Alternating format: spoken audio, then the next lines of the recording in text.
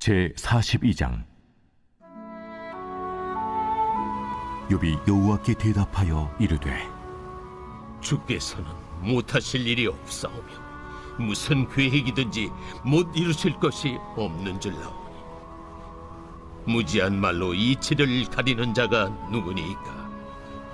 나는 깨닫지도 못한 일을 말하였고 스스로 알 수도 없고 헤아리기도 어려운 일을 말하였나이다.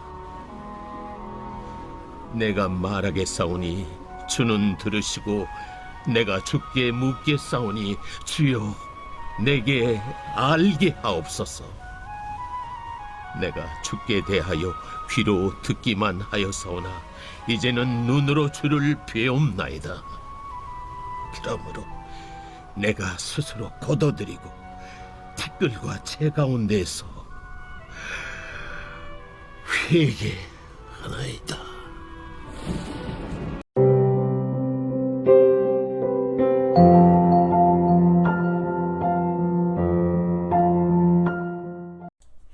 여러분 반갑습니다. 오늘 큐트로에는 기막힌 하루입니다. 본 말씀 욥기서 42장 1절부터 6절의 말씀입니다.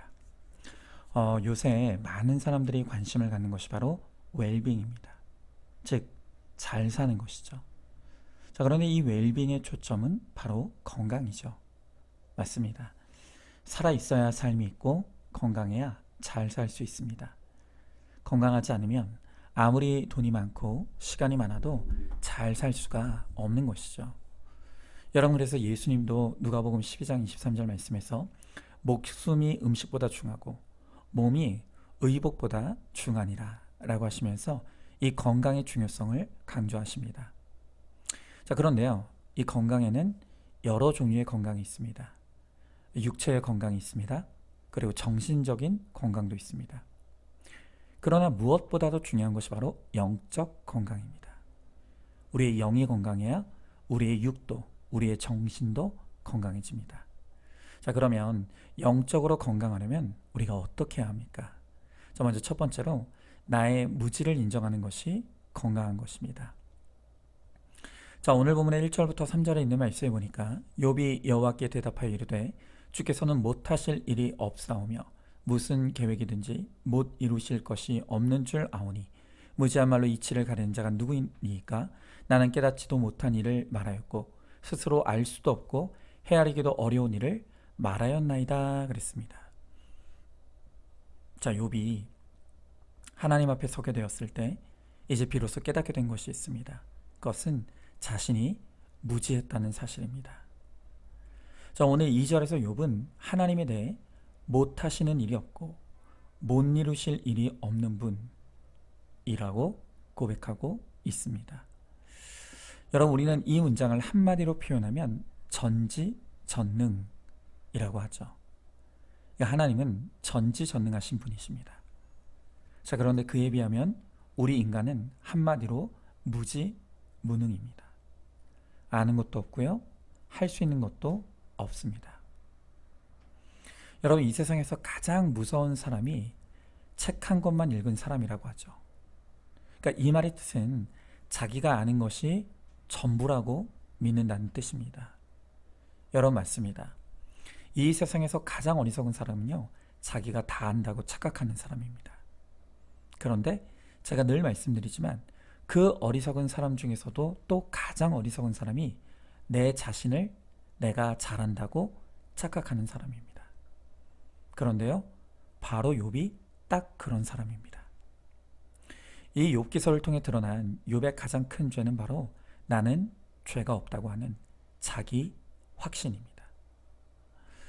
여러분, 내가 나를 잘한다는 이 자기 확신이 오히려 욥을 무지하게 만들었습니다. 그래서 자신을 객관화하지 못하게 했고 자기 죄를 보지 못하게 만들었습니다. 그래서 고난이 길어지고 만 것입니다. 여러분, 그러므로 최고의 지혜는 바로 나는 모른다, 이것을 인정하는 것입니다. 여러분, 세계의 성인이라고 불리우는 사람들도 자신이 모르는 것을 솔직하게 인정하는 사람들이었습니다. 소크라테스는 말하기를 나는 오직 내가 모른다는 것을 알고 있다 라고 했습니다. 또한 공자는 죽음이란 무엇입니까? 라고 제자가 물을 때 내가 생도 알지 못하는데 살을 어찌 알겠는가? 라고 하며 자신이 모른다는 것을 솔직하게 인정하였습니다. 여러분, 심지어 예수님조차도 내가 모르는 것이 있다고 솔직하게 고백하시죠. 마태복음 24장 36절의 말씀에 보니까 그러나 그날과 그때는 아무도 모르나니 하늘의 천사들도 아들도 모르고 오직 아버지만 아시느니라 그랬습니다. 여러분, 지금 여기서 예수님께서 하시는 말씀이 무엇입니까? 이 세상 종말의 그날은 천사들도 모르고 아들도 모른다는 것입니다. 자, 그런데 여기서 아들이 누구입니까? 바로 예수님 자신입니다. 그러니까 예수님도 모르는 것이 있다는 것을 솔직하게 인정하셨다는 것입니다. 자, 그런데 하물며 무지무능한 내가 도대체 뭘 한다는 것입니까? 우리는 아무것도 모릅니다. 그리고 그 가운데서도 가장 모르는 것이 바로 나 자신입니다. 이렇게 우리가 우리의 전적 무지를 겸손히 인정할 때 비로소 하나님의 지혜와 지식이 우리 가운데 임하게 되는 것입니다. 자, 한번 질문해 봅니다. 내가 아는 몇 가지를 가지고 다 안다고 착각하고 있지 않습니까? 나 자신에 대해서도 내가 다 안다는 교만 때문에 남의 말을 안 듣고 있지 않습니까? 하나님은 전지전능하시고 인간은 무지무능하다는 것을 100% 인정하십니까? 자, 두 번째로 매사를 물어보는 것이 건강한 것입니다. 자, 오늘 본문의 4절 5절 말씀해 보니까 내가 말하겠사오니 주는 들으시고 내가 주께 묻겠사오니 주여 내게 알게 하옵소서. 내가 주께 대하여 귀로 듣기만 하였사오나 이제는 눈으로 주를 배움나이다 그랬습니다. 자, 욥은 비로소 자신이 얼마나 무지무능한 자인지를 깨닫게 되었습니다. 그래서 이제 욥이 결단한 것이 있습니다. 그것은 내가 하나님께 묻겠다는 것입니다. 자신이 무지무능한 자이기에 이제는 전지전능하신 하나님께 모든 것을 묻겠다는 것입니다. 여러분, 맞습니다.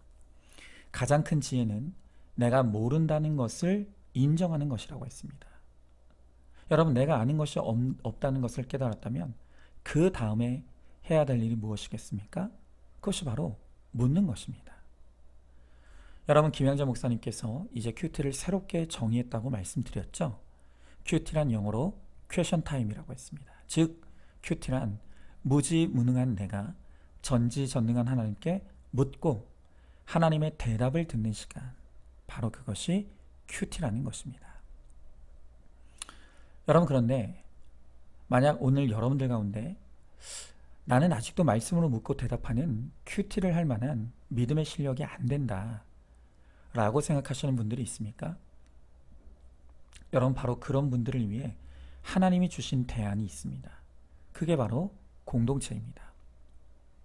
나 대신에 말씀으로 묻고 깨닫고 가는 이 공동체에 물으면 하나님께서 공동체를 통해서도 나에게 말씀해 주신다는 것입니다.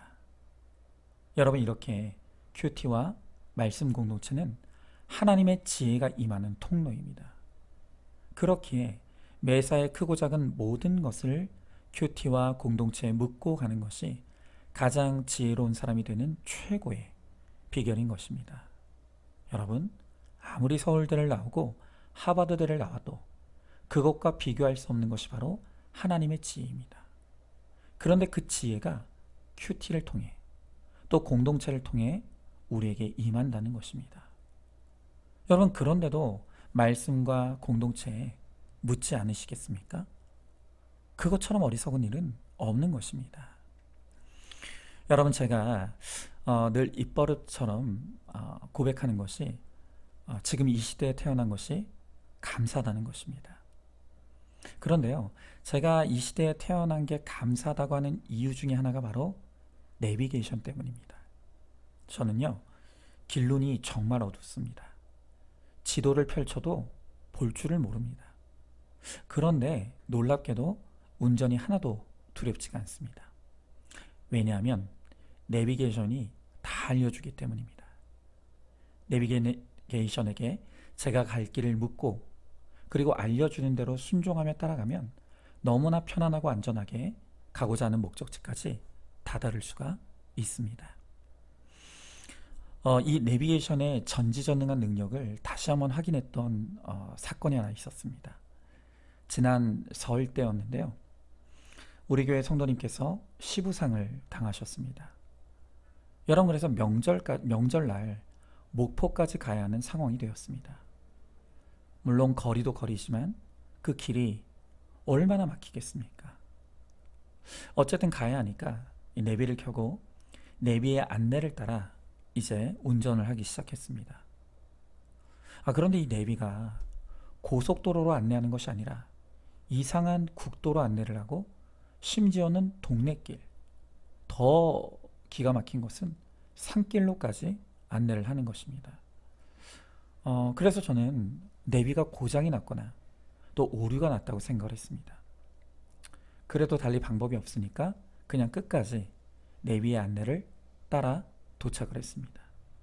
그러니까 저는 원래보다 너무 늦게 도착했다고 생각했습니다. 그런데요, 나중에 알고 보니까 그 시부상을 당하신 성도님이 저희보다 1시간 정도를 일찍 출발하셨는데도 아는 길이라고 내비를 끈 채로 본인 아는 길로만 가셨다고 합니다. 그런데 결과가 어떠했냐면 더 늦게 출발한 저희보다 훨씬 더 늦게 도착한 것입니다. 늦게 출발한 저희가 더 일찍 도착했던 것이죠. 그러니까 내비가 인도해 준 길로 가는 것이 옳았던 것입니다. 그러니까 이 내비가 어디가 막히는지를 훤히 보고 저를 가장 좋은 길로 인도해 주었던 것입니다. 여러분 보십시오. 우리가 이 내비게이션 하나만 믿고 따라가도 이렇게 가장 좋은 길로 인도를 받습니다. 하물며 우리가 전지전능하신 하나님께 묻고 하나님의 대답을 들으며 순종하며 따라가면 그 하나님께서 우리를 얼마나 최고의 길로 인도해 주시겠습니까? 그런데요, 우리가 도무지 하나님께 묻지를 않습니다. 내 마음대로 내 뜻대로 하려고 말씀에도 묻지 않고 공동체에도 묻지 않고 내 멋대로 선택하고 행동합니다. 그러니 우리의 인생이 잘못된 길로 빠지는 것입니다. 자꾸 사고가 나는 것입니다. 또 광야의 이스라엘 백성들처럼 앞으로 나가지 못하고 같은 자리를 뱅뱅 돌기만 하는 것입니다. 여러분, 우리가 무지무능한 인생이라는 것을 인정하십시오. 우리는 우리 인생의 길에 대해 아무것도 모르고 아무것도 볼 수가 없는 인생입니다. 그리고 그것을 인정한다면 이제 해야 될 일은 묻는 것입니다. 가장 작고 사소한 것까지도 다 물어보십시오. 그러면 하나님께서 우리 인생을 가장 최고의 길로 인도하시고 가장 웰빙의 인생이 되게 해 주실 것입니다. 자, 한번 질문해 봅니다. 내 인생에 문제가 생겼을 때 나는 어디로 가서 누구에게 묻고 있습니까? 내 마음대로 내 뜻대로 인생을 결정하고 행동하고 있지는 않습니까?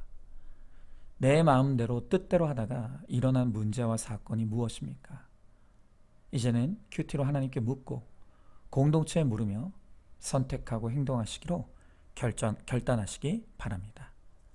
자, 마지막 세 번째로 고집 부리지 않는 것이 건강한 것입니다. 자, 오늘 6절의 말씀에 보니까 그러므로 내가 스스로 거두어 드리고 티끌과 제 가운데서 회개하나이다 그랬습니다. 자, 여러분, 드디어 욥기서 전체를 통틀어서 회개라는 단어가 오늘 마지막 42장에 처음으로 등장합니다. 자, 여러분이 이제 왜 욥기서가 42장까지 구성되어 있는지를 아시겠습니까? 제가 얼마 전에도 말씀드렸지만 욥기서는 절대로 이렇게 엿가락처럼 길게 늘어질 성경이 아닙니다. 그런데도 욥기서가 42장까지 길어진 이유는 딱 하나입니다. 욥이 고집부렸기 때문입니다. 하나님은 끊임없이 욥에게 회개를 요구하셨습니다. 그런데 욥이 끝까지 고집부리며 회개하기를 거부하다가 42장까지 온 것입니다. 그런데 그런 욥이 42장에 이르러서 회개하나이다, 이 고백이 이루어지니 거짓말처럼 절대로 끝나지 않을 것 같았던 이 욥기서가 즉시 42장에서 끝이 납니다. 자, 여러분, 저는 이 욥기서가 회개하나이다의 고백이 이루어지는 순간 끝이 나는 것을 보면서 욥기서가 우리에게 가르쳐주는 핵심적인 교훈이 딱 하나라고 생각합니다. 그것은 회개는 빠르면 빠를수록 좋다. 바로 이것입니다. 여러분, 하나님은 우리의 거룩의 문제에 대해서는 결코 타협함도 없으시고 물러서심도 없습니다. 하나님은 우리의 회개가 이루어질 때까지 절대로 우리에 대한 연단과 훈련을 멈추시지 않습니다. 여러분, 그러므로 하나님 앞에서 고집부리면 나만 손해입니다. 나만 힘들어지고요. 내 고난만 길어집니다. 여러분, 정말 우리는 이 욥을 보면서 하나님 앞에서 고집부리는 것만큼 어리석은 것이 없다는 것을 알아야 합니다. 또한 회개는 빠르면 빠를수록 좋다는 것을 알아야 합니다. 자, 그런데 여기서 한 가지 또 중요한 것이 무엇인가 하면요, 회개하면 문제가 해결된다고 하니까 마치 요식행위 하듯이 회개합니다 한다고 해서 그게 회개가 아니라는 것입니다. 우리가 하나님께서 기뻐하시는 회개를 이룬다는 것은 하나님이 됐다고 할 때까지 나의 고난의 현장에서 인내하며 회개를 이루어 가는 것입니다. 여러분, 고난을 빨리 끝낼 목적으로만 회개에 신용을 하는 사람은 결코 하나님의 때와 시간을 인내할 수 없습니다. 진실로 하나님이 기뻐하시는 회개를 이룬다는 것은 하나님의 때와 시간에 순종하면서 하나님이 꺼내 주실 때까지 이 고난의 시간을 묵묵히 견디어내며 내가 100% 죄인임을 고백하는 분수령적인 회개를 이루는 것입니다. 그러면 반드시 하나님의 때는 옵니다.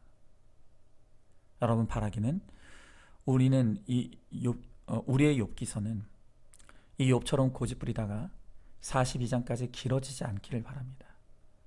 그러기 위해서 하나님 앞에 내 고집을 완전히 꺾고 엎드려서 회개하나이다의 고백으로 나가야 합니다. 그러면 하나님께서 반드시 우리의 욥기서도 끝내주시고 구원의 그날을 주실 줄로 믿습니다. 자, 한번 질문해 봅니다. 내가 지금 하나님 앞에서 고집 부리고 있는 것은 무엇입니까? 회개가 싫어 큐티도 거부하고 공동체도 멀리하고 있지 않습니까? 오직 회개하나이다의 진실한 고백만이 나의 욥기서를 끝내는 비결인 것을 믿으시기 바랍니다. 자, 오늘도 4월 29일 보석상자입니다. 인간은 100% 죄인이고 하나님은 100% 오르신 분이십니다. 아멘. 우리 함께 기도하겠습니다. 주님, 오늘 주님께서 이 욥기서를 통해 건강한 삶이 무엇인지를 우리들에게 가르쳐 주십니다. 건강하게 산다는 것은 나의 무지를 인정하는 것이 건강한 것이라고 말씀하십니다. 그리고 내가 무지하기에 매사를 주님께 물어보는 것이 건강한 것이라고 말씀하십니다. 그리고 이제 하나님 앞에 고집 부리지 않는 것이 바로 나의 영적 건강을 이루는 비결이라고 말씀하십니다. 하나님, 주님은 전지전능하신 100% 오르신 하나님이십니다. 그리고 우리는 무지무능한 100% 죄인일 뿐입니다.